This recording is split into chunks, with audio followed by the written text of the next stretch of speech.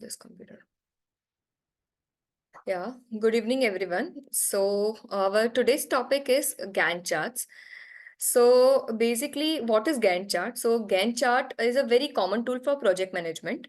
Okay, and this chart shows all the project timelines, and we can even try to manage our multiple tasks by breaking it up in number of weeks or the days that we have to do that particular task. When we see visually a Gantt chart, we can see two axes, that is the axis and the y-axis. Wherein in the x-axis, we can see the number of tasks, whatever task we are doing. And on the y-axis, we have the timelines in which we have to finish that particular task. So why we should use a Gantt chart? So Gantt chart helps us to break down the projects into smaller sections. The dates and the duration of each task is visible. And the way the task is related to each other, we can identify that this task is related to other tasks. So which task we need to do first and which we need to do otherwise. And the project projections can also be done with the help of Gantt charts.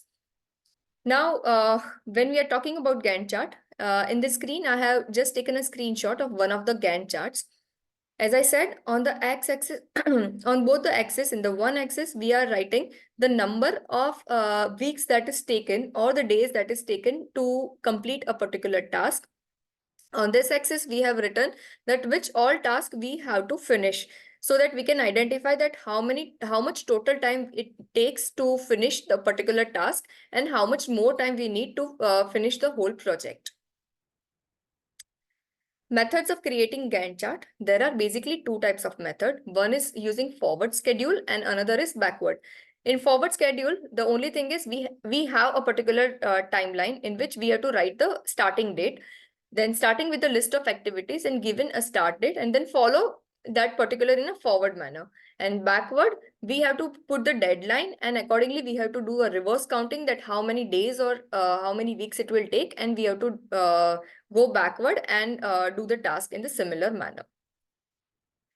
Most important components for Gantt chart. Dates are very much important in Gantt chart because we need to know that what should be the timeline. Like, is it from October to, for example, we are doing a project, then we need to identify that it is to be done from October to November or November to December. And accordingly, we have to break down our task on that basis in number of days or weeks. Task and task bars. So if you are not knowing number of tasks, then you cannot identify that how much time it will take. So task and task bars are also important. Dependency. Certain times, certain tasks are dependent on other tasks. So that we need to identify which task we need to do first and which we need to do afterwards.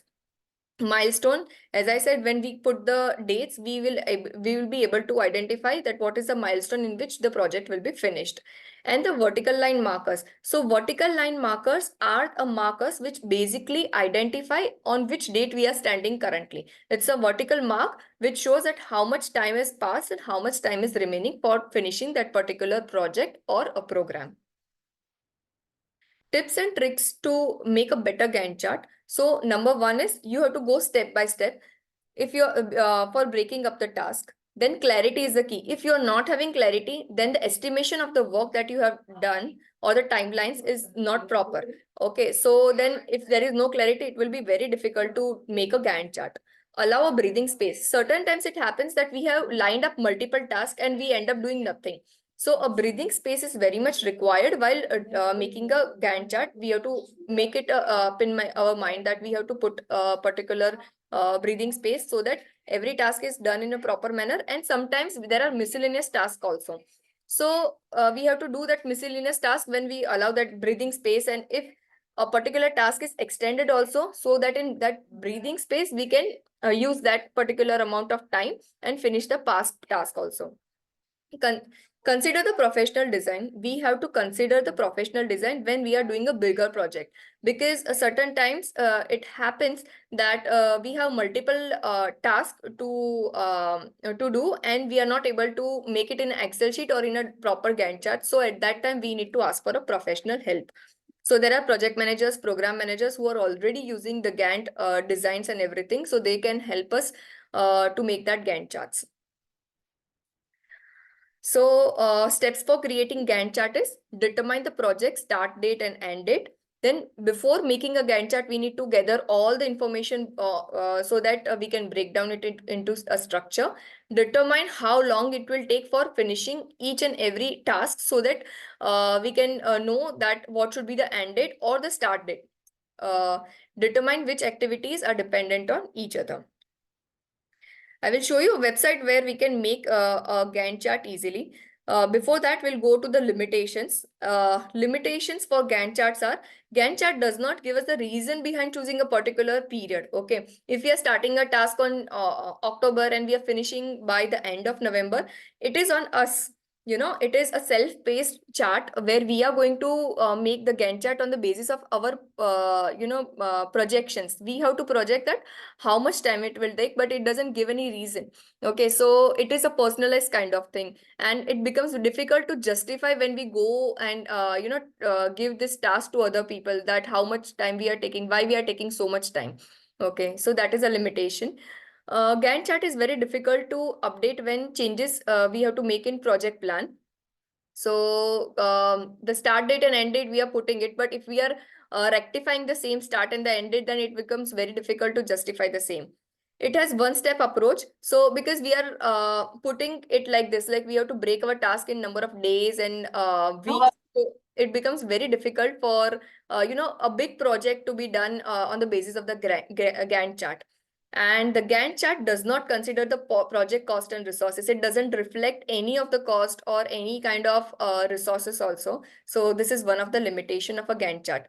Now, basically in these days, we can use Gantt charts in our personal use. Right now, we have a lot of other, application, like we have Trello, Asana, different project management tools where we can even include our project management team and we can assign tasks in that. So these days, Gantt chart is not that much used, but when we are a VA, we can use a Gantt chart for our personal use. How we are having multiple clients. Okay, so we can allot, it can be used for ourselves, allotting that particular task for us, and we can break down in the number of weeks or days. At the end of the month, we can even present that to our clients, and we can explain them that how much time we have taken in doing a particular task, or how many tasks are remaining currently. So Gantt chart can be done through Gantt applications also, and we can do it through the help of a Excel sheet also. There is one website, I'll share it with you. Just a minute. Is my screen visible to you? Yes. Yeah. So I'll be sharing the website. This is app.gantt.io. It is an open AI application. Okay. In this, it's a free login website. Okay. You have to select the type of Gantt chart you are having. Okay. This is the Gantt chart that I have already prepared. Basically, when I'm talking about marketing and the marketing analysis and everything, so I have put the number of tasks, like I have to identify the competitors, that how many competitors are there, and each and every task is written over here.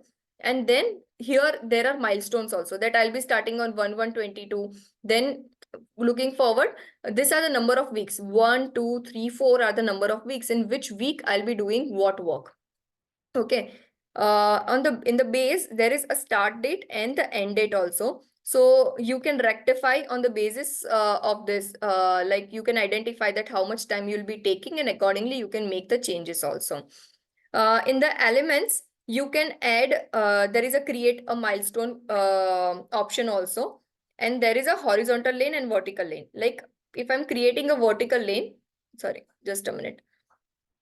Vertical lane, this can identify that where we are standing, at how much time we have already spent. Okay, and how much time is remaining. Like already we have, like I have extended this, so it says that already 1.5 week has passed, and I have 4 or 5 more weeks to finish my task. Okay, so this is how the Gantt chart basically looks. There is one more way of using a Gantt chart. Can you see my Excel sheet? Is No, no, the Excel sheet is not open. Okay, wait.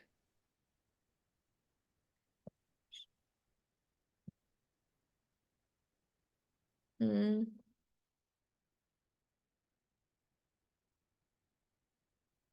Wait. Share a screen.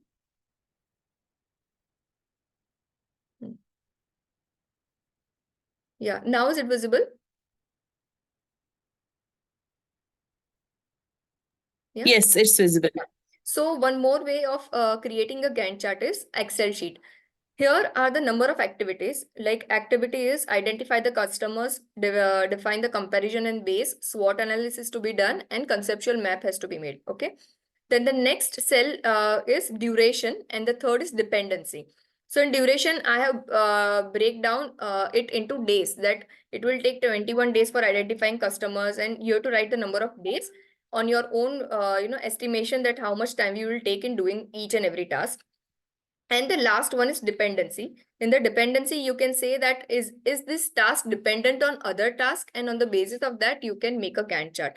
So in the first, there is no dependency, but the second task I have written, it is dependent on one. The one identifies that it is dependent on the first task. So I cannot do the second task unless and until the first task is not finished. So accordingly, I can plan my day or week or a month. Okay, so in the same way, the SWOT analysis is not dependent on anyone, and the conceptual map is dependent on first and three, which means that unless and until I'm not doing first and third thing, I cannot do the last task. Okay, and the project start date I have given 1st of October, and the deadline I have given is 17th November. Accordingly, in an Excel sheet, we can make a Gantt chart like October and November. There are two different months, and I have done breakdown on the basis of the week, that 1, 2, 3, 4, and 1, 2, 3, 4 is the November ka week. Here I have written what all task I have to do. That is called Gantt shell. And now looking at first, there are 21 days, right? So 21 days, that means 7 3 are 21, 3 weeks it will take. So first, second, and third, it is taking 3 weeks to finish the first task. And now in the second task, it can only be done when the first is finished. So the first is finished on third week, right? So from fourth week, we can do 14 days ka work. Okay, so 14 days can be done from fourth week to fourth week of October and first week of November. So accordingly, this Gantt chart is made, and this can be presented to our clients, or we can even present it to the client's client, like when they are giving our work to us. So as I said, that their limitation is we have got a lot of other project management applications. So these days, Gantt chart is not that much used. And when there are bigger projects also, they have a lot of limitation of not taking up task in a, it cannot be seen in a single chart. So this can be basically used for a personal use. That's all from my side. Any doubts?